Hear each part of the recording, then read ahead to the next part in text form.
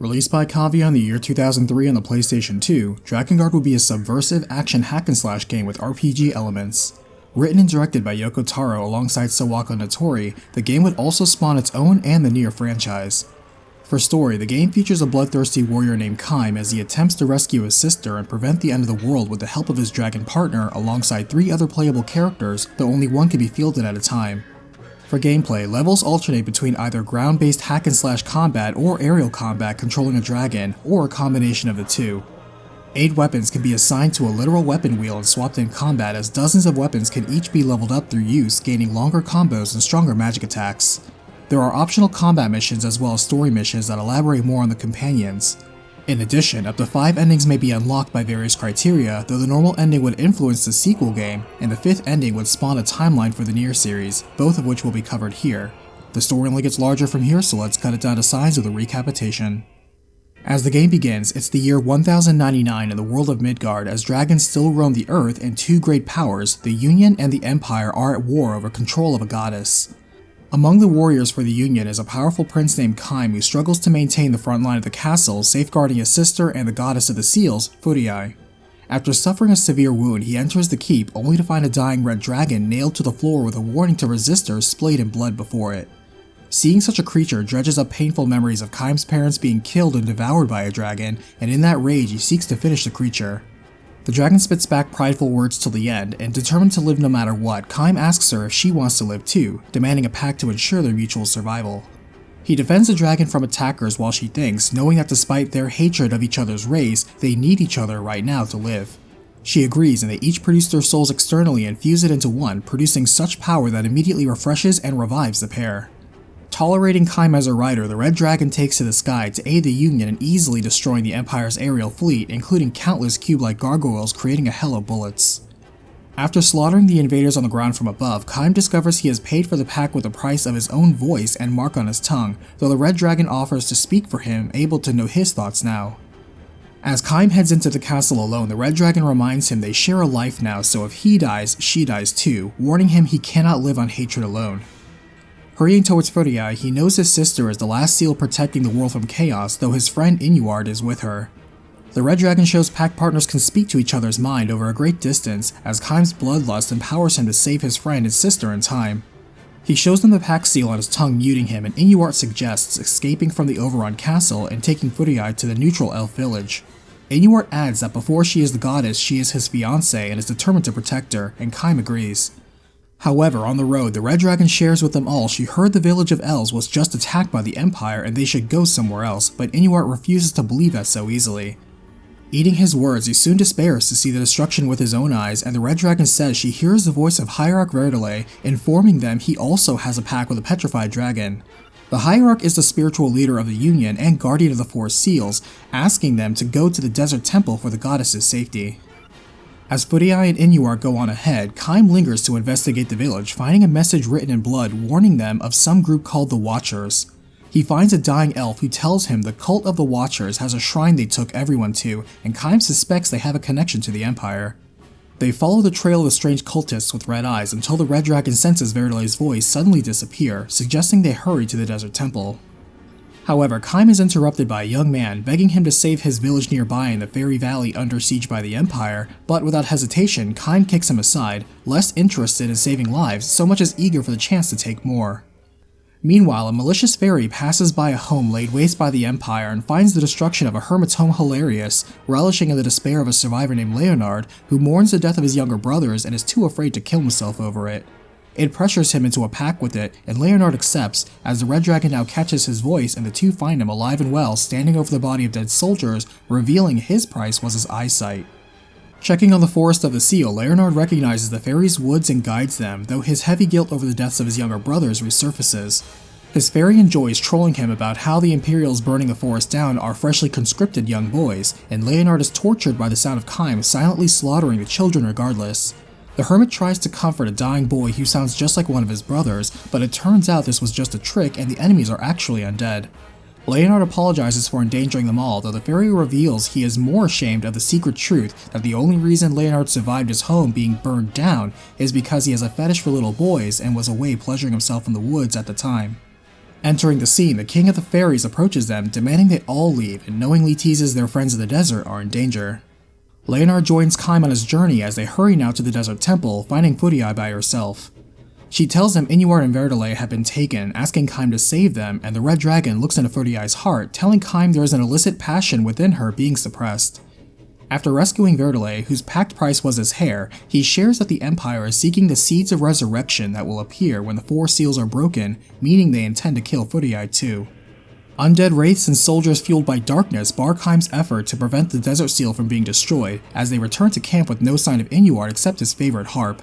Verdale hears a strange voice and the red dragon clarifies it's coming from a nearby Imperial jail.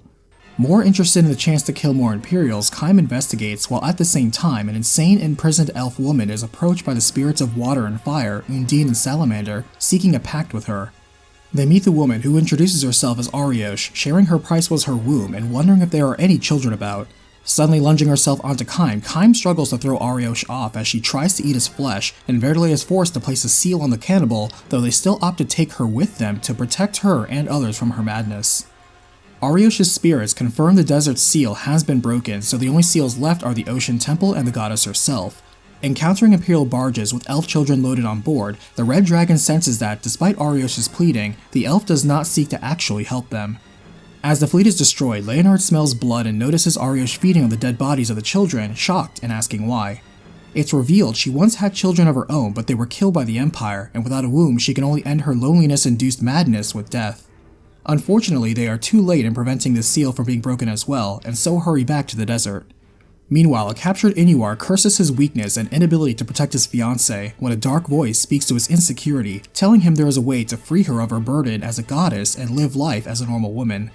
The voice tells him he needs the strength that comes from a pact with a dragon, and considering the offer, Inuart's eyes glow red. As the group returns to camp, they are met by Inuart, now boasting a pact with a dragon as well for the mere price of his songs. Asserting he is now strong enough to protect Furiae by himself, he offers to take her away, but Kaim steps between them. The red dragon claims Inuart is broken, and Inuart shoots back Kaim would sacrifice even his sister for revenge. As Inuart's eyes glow red, he attacks Kaim while his black dragon sets upon the red. Inuart overwhelms and blows away Kaim as he looks over to the dragons, seeing the red eyes black dragon clamping down on his partner. Reminded of how his parents died again, Kaim charges the black dragon, who shoots a fire blast his way, though the red dragon quickly blocks the attack to save Kaim. Verdale attempts to stand before Inuart, but the hierarch is easily cut down. Inuart forces himself onto Furiae and knocks her out as Kaim and the red dragon struggle to recover, helpless to watch him toss away his harp and fly away with the goddess. After Kaim waits for Verdale and the red dragon to heal, they pursue Inuart into Imperial territory, where nearby in a hidden valley, a mother tells her son Sere she loves only him as she dies and the young boy is orphaned. Not long after, he makes a pact with a stone giant, Golem, and soon runs into Kaim on his march to the Empire, telling him his village was lost. Hearing they also seek the cult, Sere begs to come along as they also took his sister and mention he paid the price of time for his pact. The red dragon explains that means he will never age and will forever be alone as a child, but Sere insists he'll have Golem as his friend and is unafraid of battle, relating himself to the tale of the little hero. Kaim shares how his parents were killed by a dragon, to which the red dragon does not comment, seeing nothing to dissuade her contempt for humanity. However, Sere spots where his sister Mana disappeared and wants to investigate, and while Kaim doesn't care, Golem points out it's also a clue to the Watchers. Reluctantly, the group agrees, and as they travel, Sere shares that their mother used to scold and hit his little sister Mana a lot, but never him, which he feels a little guilty for.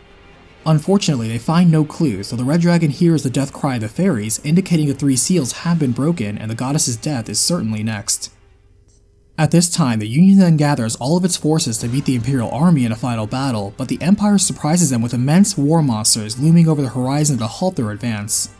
Kaim and the Red Dragon's attack on the Titanic Cyclops is enough to turn the tide, earning a victory for the Union. But just then, powerful magic rains from the sky, annihilating everything, and the entire Union army as well as the battlefield is wiped out in a single bombardment. Originating from the Empire's floating fortress, Verdale panics and believes it to be the work of the Watchers as the duo finds they cannot reach its altitude. Within, Inuart has been so blinded by love he no longer recognizes who Furiae is, yet is obsessed with the notion, battling Kaim in the air atop the Black Dragon and babbling the name constantly. Kaim edges out a win in the dogfight as Inuart pulls back and they ride the same air current to follow him into the fortress. Butchering his way through to the inner sanctum, Kaim finds he is too late and his sister has already been sacrificed. However, stepping out and revealing themselves to be the ominous voice behind Inuart is a young girl in red and the High Priestess of the Watchers, Mana. The Red Dragon urges Kaim to focus his rage on stopping the seeds of resurrection that now threaten to appear with all the seals gone. Mana dances in celebration of her victory as Inuart storms in, and the shock of seeing Furiai killed snaps him out of his possession. He attempts to seize Mana, but the little girl shows she is not to be underestimated, and defeated, he mourns how he was used as a fool. Taking the body of Furiai with him, Inuart resolves to use the seeds of resurrection to instead resurrect the goddess, but in his grief he ignores the warnings that the seeds can only produce evil, and Kaim flies in pursuit. As the seeds lie scattered throughout the Imperial City, Verdele shares the legends say when mankind enters the seeds, a new world opens to him, but the Red Dragon advises against this. Indeed, from the seeds arrive an ancient dragon and its children, so terrible and mighty that even the Red Dragon is afraid of the sacred worm. Dragging her on, Kaim dragoons his partner into battle, and the Red Dragon is surprised she fares better than expected, edging out a win against the legendary beast. Afterwards, she thanks Kaim for helping her grow and is surprised to discover a feeling other than scorn for a human. With a new bond between them, they dive into the Imperial capital to challenge Mana and her demon soldiers. However, Verdele refuses to let Kaim kill a child no matter how evil and instead wishes to seal the evil within her. He begins to chant his spell, but the spirit within Mana defies him, growing larger than the spell can contain and rises into the sky as a literal giant. As the pair takes down the giant instrument of God, she reverts to her normal size, laughing at them for rejecting the resurrection, claiming she is still loved by the gods and is unafraid of death. In fact, she desperately insists they kill her to appease her mother, and the Red Dragon says she will never be forgiven and will live on, despised by the whole world as her punishment. Content to see her suffering from this decision, Kaim and Verdele consider that they must find a new goddess at once and replace the seal. The Red Dragon asks Kaim to comfort her, and agreeing, Kaim pets her, and feeling better, she volunteers herself as the next seal, boasting her strength beyond any humans. Kaim is concerned to hear this, though she says to do it before she changes her mind. Understanding, Verdele bows in respect before the unbelievable dragon that would sacrifice its pride for the sake of saving humanity. As the duo spends their final moments together, Kaim is hurt to tears to lose yet another trusted friend, and the Red Dragon whispers to him that he will be the one and only human to know her true name, Angelus. As humanity gets a second chance thanks to a dragon that once hated their race, Kaim stands up to face an unknown future alone. Butchering his way through to the inner sanctum, Kaim finds the High Priestess of the Watchers as a little girl, and as Sayori points, his lost twin sister, Mana. He blames himself for her turning out like this, as Mana still yearns for their mother's approval. Hearing her mother is dead now, she dances again, and a malevolent possessed voice speaks out alongside her own. She proclaims that she is loved by their saviors, and anyone who does not embrace their love as well will die. Apologizing, Sayori knows what he must do for the sister he cannot save, and asking for Golem's help, the Earth Giant walks up slowly and smashes down, crushing the sibling and the instrument of the gods in a single blow. However, things are not over as strange rumblings begin, and elsewhere, Inuart is free of his possession and rushes to free Furiai. He then tells her they now have a chance to give birth to the world and become as gods, laughing madly at their opportunity for survival. Outside, above the Imperial capital, logic and reason collapse in the world as portals of light open up, and dozens of giant baby-like angels with wings of lightning descend down among the ruins of the city, preparing to wreak destruction. Verdele is shocked at the true form of the Watchers as the Red Dragon ascends to its final chaos form and joins Kaim in battling the grotesqueries in the air and on the land. His allies spread thin, Verdele hides in fear as Ariosh approaches a fallen Watcher hungry for a meal. Other Watchers soon surround Ariosh as she welcomes the feast, though it is her they overwhelm and devour, and Verdele takes the distraction as a chance to run for his life. As an even larger Queen Beast rises up, Leonard opts to clear the way forward for the rest of them. Facing the horde alone, his fairy comes out in a panic to try and bully him into not sacrificing himself, knowing it will die too. Grabbing his toxic partner, Leonard is no longer afraid to die, declaring death is not the end of hope, as he self-destructs at the last second, annihilating the mob with him. As Kaim and the group move ahead, Sayori senses the Queen Beast controls time, and Verdele wonders if he means the legendary Great Time that is the key that holds the fate of the world. Sayori begins to burn up, and the Golem explains he is experiencing a reaction from his lost time, demanding Sayori break the pact now. Sayori offers to release the Great Time Lock within him, which would freeze the Queen Beast for all eternity, remembering the tale that inspired him called the Little Hero. In this story, a young warrior drank all of time and it kept him young and strong, but when the world was bathed in blood, he gave the world his time, growing old and dying, but giving the world a new life. However, as the Queen Beast consumes the world, swelling in size, Kaim and the Red Dragon choose not to sacrifice Sere, and instead dive into the heart of the beast themselves. One more god rejected, the duo prepare for a fierce battle, though as they clash with the beast, time within it is ruptured and the three are sent through a portal into the year 2003 in Shinjuku, Tokyo. The Red Dragon wonders if this is the world of the gods as pieces of the magical angel flake off and it prepares to sing a song of destruction. Matching the light and dark intonations of the Queen, the battle across time and space ends in a victory for Kaim and the Red Dragon as the Queen dissolves and her salt-like ashes scatter across the city. However, after they finish their 159-note combo, the pair have little time to celebrate as a pair of missiles from the Defense Force strike true and kill them.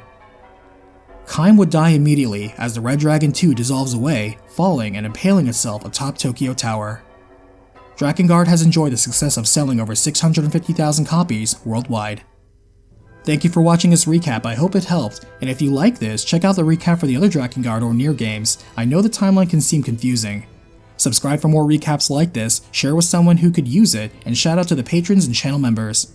If you would like to support the show yourself, please follow the links in the description below. Thanks for watching, and I'll see you on the next battlefield.